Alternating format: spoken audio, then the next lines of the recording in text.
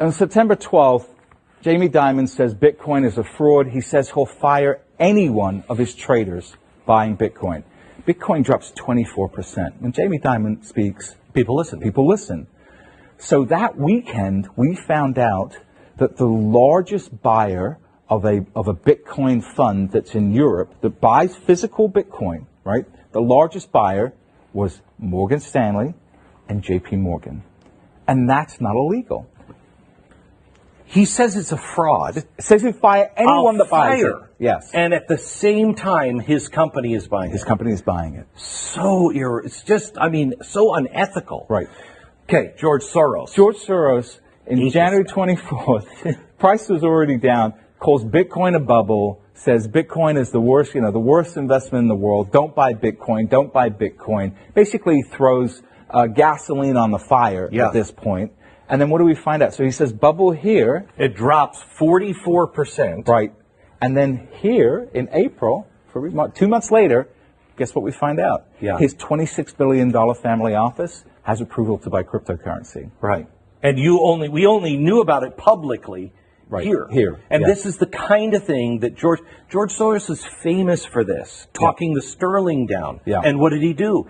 He stole the pensions of all the little people. Yeah, made $1 billion. Yeah.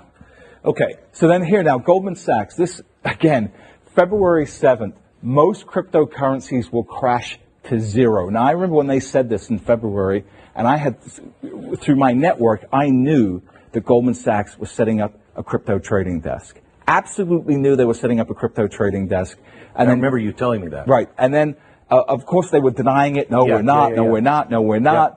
Price falls down 27%, and then what do we find out? We find out here, they say BTC 0, and then we find out just before May, new trading desk. Not only that, they put $400 million to buy a cryptocurrency trading platform. Okay, so February 7th, it's all going to zero. May, we just spent $400 million just on a flyer. And they're not the only ones. No. So you have a lot of institutions that are coming. You had Christine Lagarde from the IMF come out. And this was, what's funny about this, Glenn, is it was all around the same time. It was almost like I can't prove collusion, but, it walks like a duck, it quacks like a duck. And you know what? It's probably a duck. The people, they all hang out together, they all think alike. It doesn't have to be calling each other. Yeah. They know this game. Yes.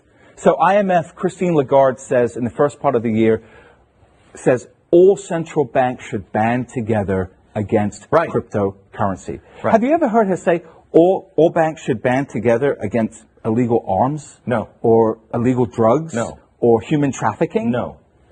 But this nascent asset class, we must all join arms against. What this did was play into people's heads that these guys are never going to let Bitcoin survive. Right. And so people thought, this is over. Yeah. So let me show you, can we show a chart of the 5 crashes? This is from, I think... Last year, right? Last year, okay? Do we have that chart of the 5 crashes of Bitcoin? Right. It was 30%. Right. I think 4 of them were 30% and 1 was 40%. And this is, here it is. Explain this chart. Those are Amazon crashes. So these are Amazon. Do you have Bitcoin? Yeah, we need the Bitcoin chart. We are. All right, they'll come up later. Okay. Yeah. So what I want to talk about now is one of the key lessons I learned from being involved in the market so long is rather than listening to what people are saying, look at what they are doing. Correct. So this is what we should look at, and this is what I want people to focus on now.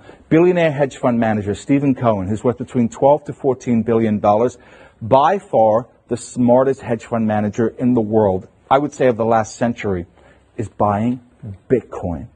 $6,800, buying Bitcoin.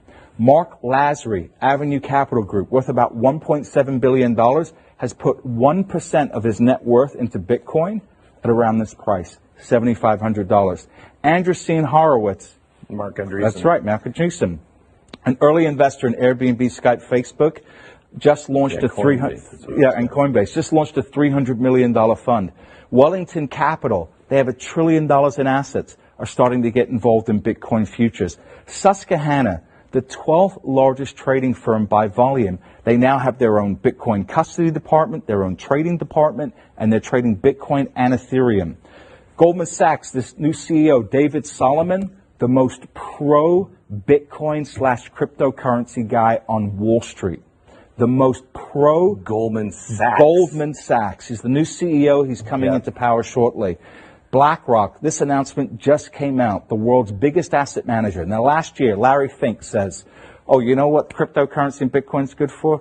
Money laundering and drug dealers. Right? So again, if you look at what he's saying, you're going to sell your Bitcoin, right? You're going to say, oh, this is all BS. But guess what is happening now? They're going to launch an ETF.